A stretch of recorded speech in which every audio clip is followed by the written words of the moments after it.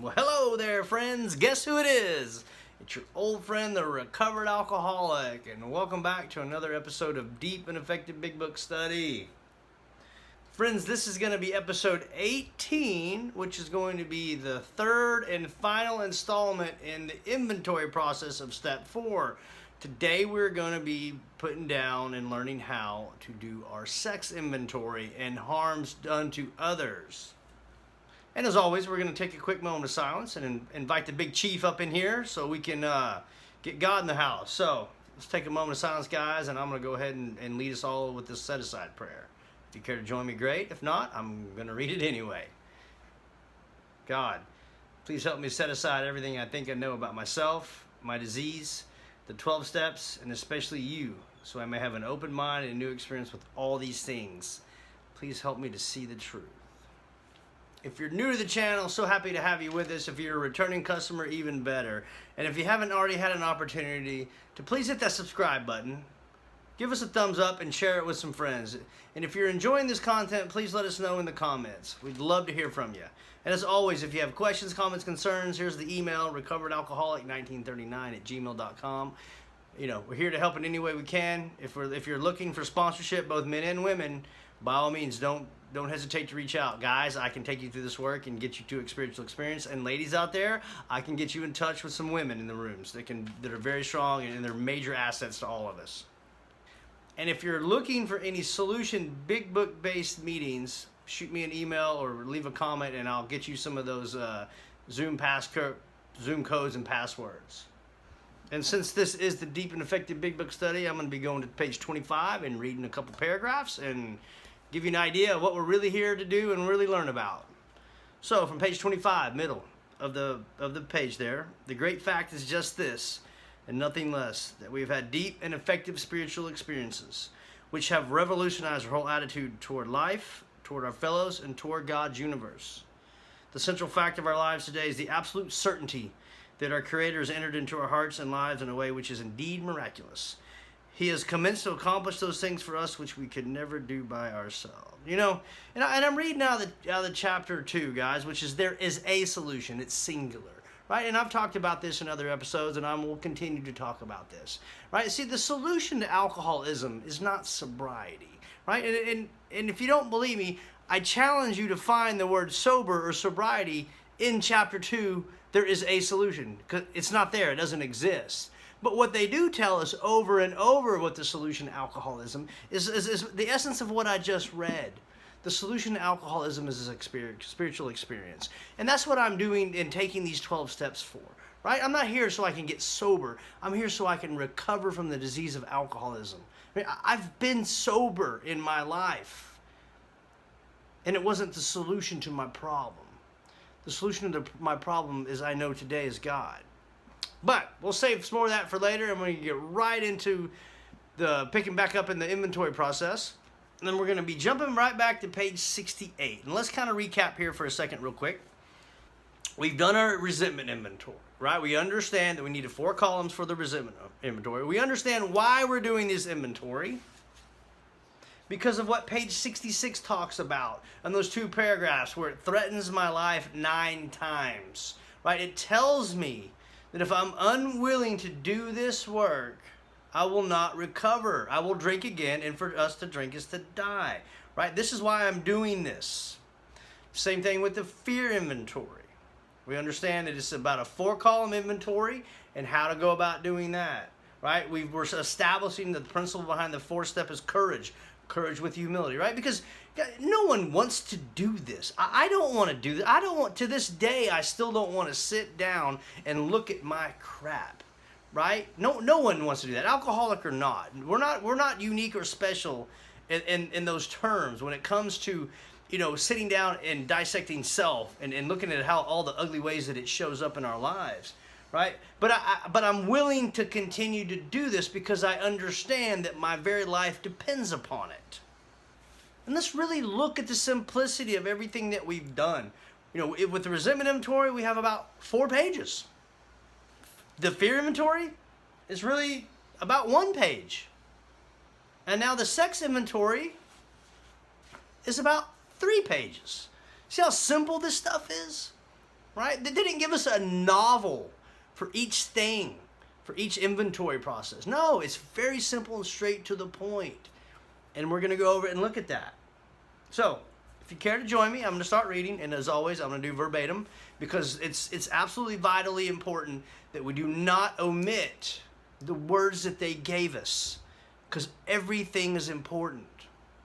So now about sex. Many of us needed an overhauling there. Let's stop and define that word overhauling for a moment. And as always, I've got my little handy dandy big book dictionary. And this is what they tell us here for overhauling. Drastic reorganization. Restoring to proper condition. Wow. I don't know about you, but I need drastic reorganization, right? In all aspects of my life. Not just this sex part of the inventory, but I need that in everything. Now about sex.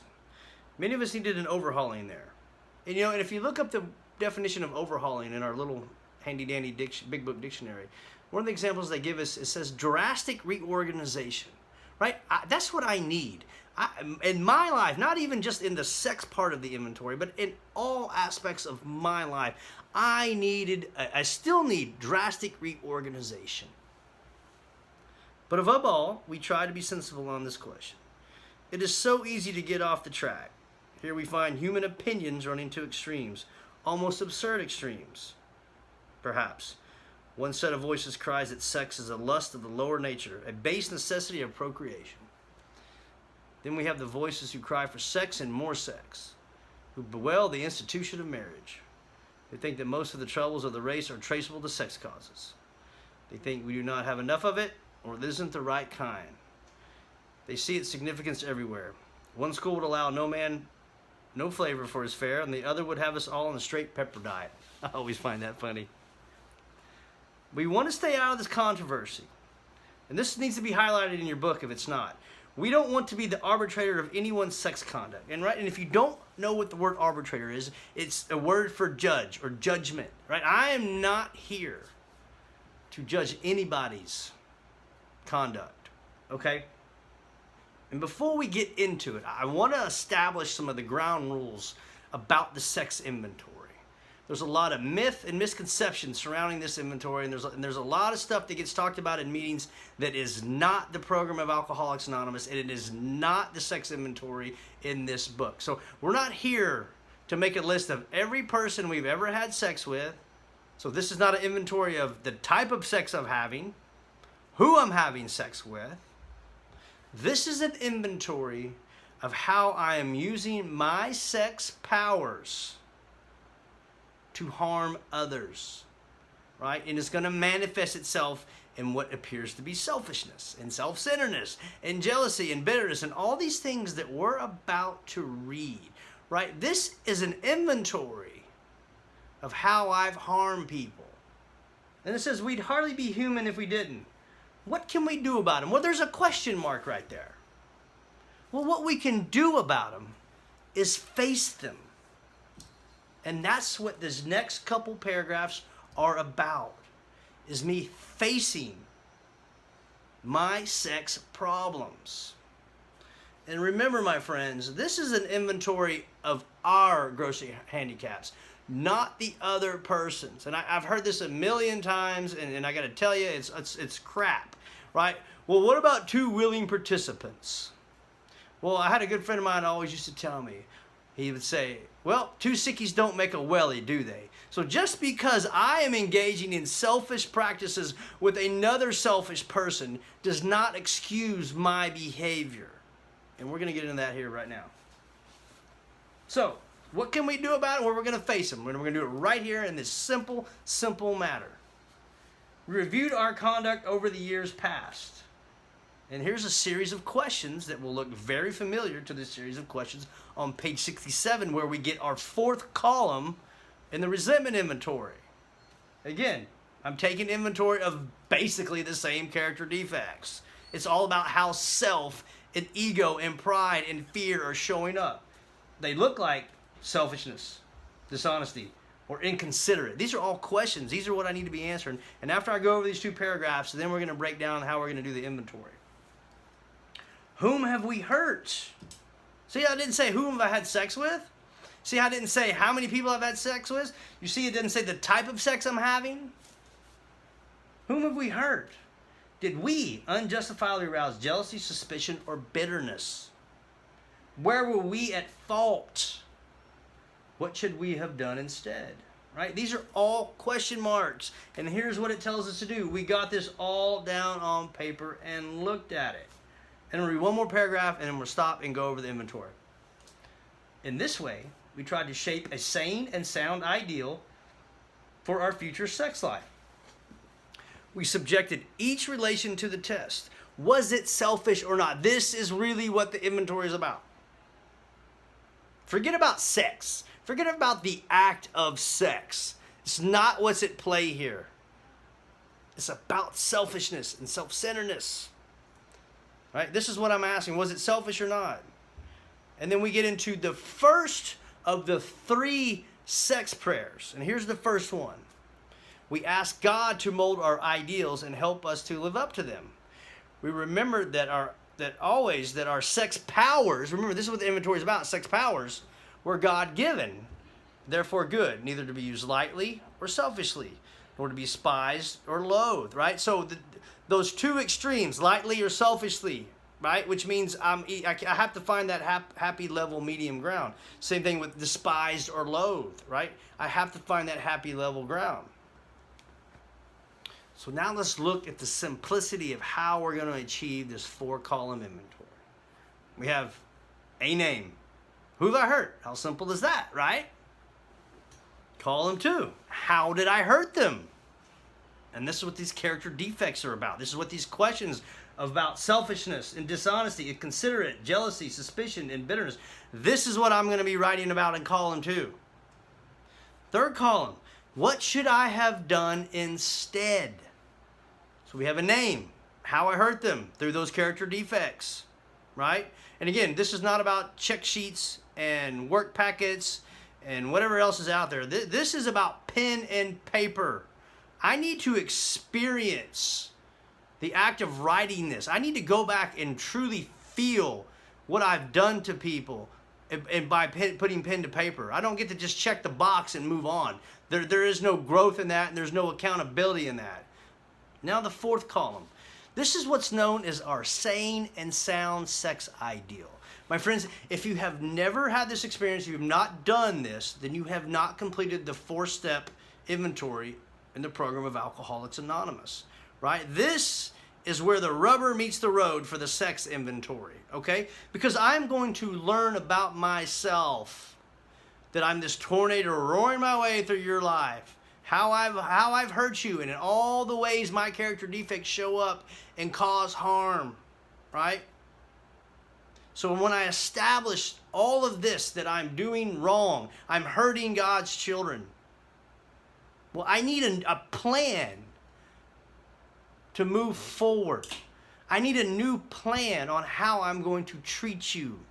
I need a new plan on how I'm going to show up. And I know we're in the sex part of the inventory, but this sane and sound ideal is about all my relationships, okay? Including God. So from here on out, we're going to set down on paper, right? This is an example of prayer and meditation where I'm going to get quiet with God. And Him and I are going to come up with a plan from here on out of how I'm going to treat Him in the world better. How I'm going to be a better servant. Because what we're going to learn about on the next page is that if I continue to treat people the way I do, not just in sex relations, but in all my relations, if I continue to harm other people, I am going to drink again. Right? That's a promise. So I learned through this inventory where I am wrong, where I am to blame. I learned the true nature of myself, right? And I learned that I cannot continue to live like this. So from here on out, we're going to set down a new blueprint, if you will, right? We're building this new structure in our lives, and it has to be on a completely different foundation. And this foundation has to be of love and tolerance and humility And God has to be in that, right? So this is what this sane, sound ideal is about. And I'll tell you, my friend, get specific with it, right? I have written out detailed things for my future on what to do and what not to do. We got that established? I'm going to keep reading. Because here's what they tell us. Whatever our ideal turns out to be, and I said it before and I want to say it again, is that I have to get quiet with God. Right? This isn't just my ideal. This is between God and I. How would God want me treating his children now? So whatever our ideal turns out to be, we must be willing to grow toward it. We must be willing to make amends where we've done harm. Well, that sounds like some 9-step amends process right there, doesn't it? Provided that we do not bring still more harm in doing so. In other words, we treat sex as we would any other problem. And here's our second sex prayer. In meditation, here it is. I was talking about it. We ask God what we should do about each specific matter. The right answers will come if we want it. Now, I know we're talking about sex inventory and how we've caused harm, but we also need to remembering that throughout this entire inventory process, we're going to be looking for all harms that I've caused people, right? This is what is going to segue us into step 8, right? I need to be understanding that I'm going to come to this point where I'm going to be coming up and writing down all people I've harmed. God alone can judge our sex situation. Again, there's that arbitrator word, right? So if you're going to hear a fifth step, my friends, if you're going to be someone taking another newcomer through this work, regardless of what your beliefs are, your moral and philosophical convictions about situations, you're going to have to put them to the side.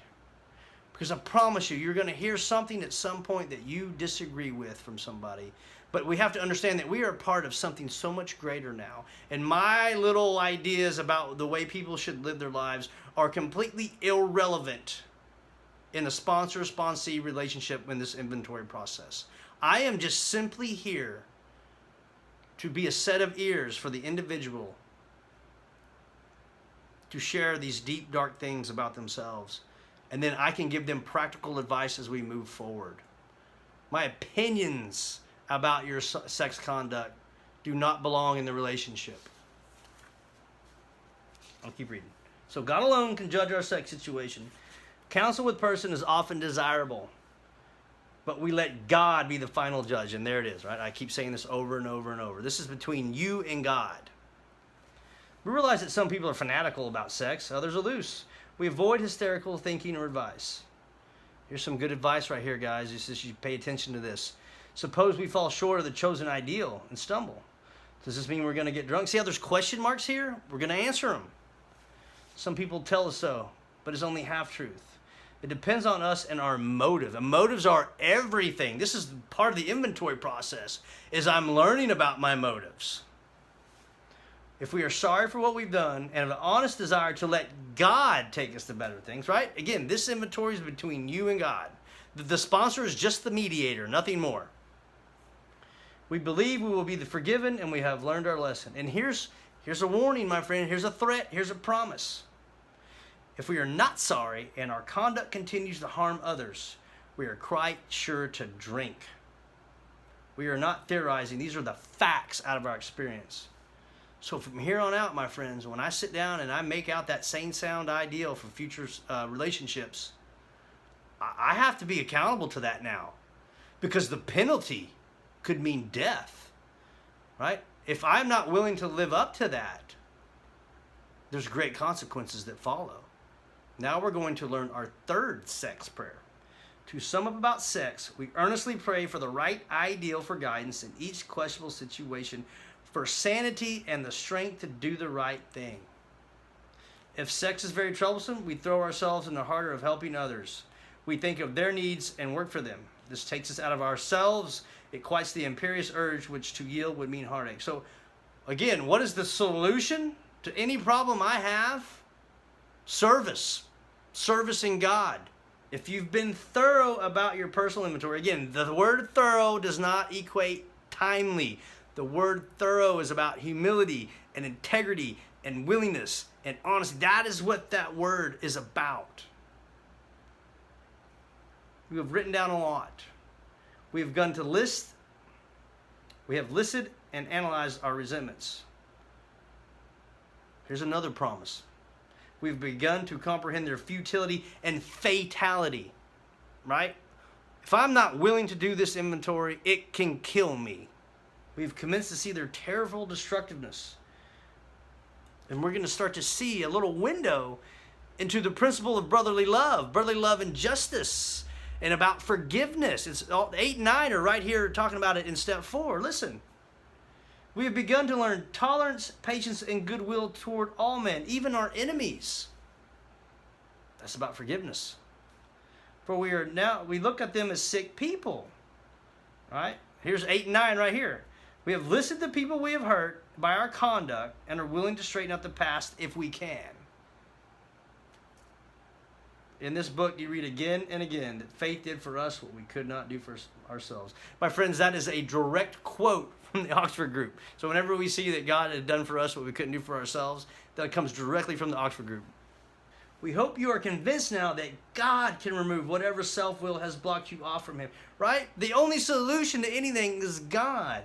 And again, what is blocking me from Him? Self-will. This is what this inventory process is all about. For me to discover how self-will is destroying me and everything around me.